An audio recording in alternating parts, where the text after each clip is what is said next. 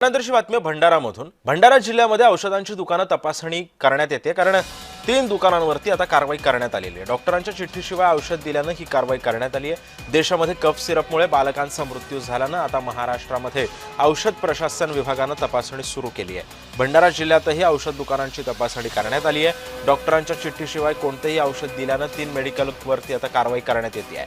कफ सिरपचा साठा जप्त करण्यात आलेला आहे आणि याच पार्श्वभूमीवरती सध्या आता प्रशासन सुद्धा अलर्ट मोडवरती आल्याचं आपल्याला पाहायला मिळतंय। कफ सिरपमुळे आता झालेल्या या मृत्यूमुळे आता कर्मचारी जे आहेत त्यांच्यावरती आता ताण आलेला आहे।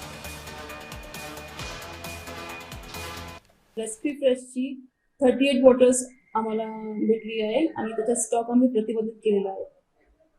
किती दुकानदारांना नोटीस केली आहे?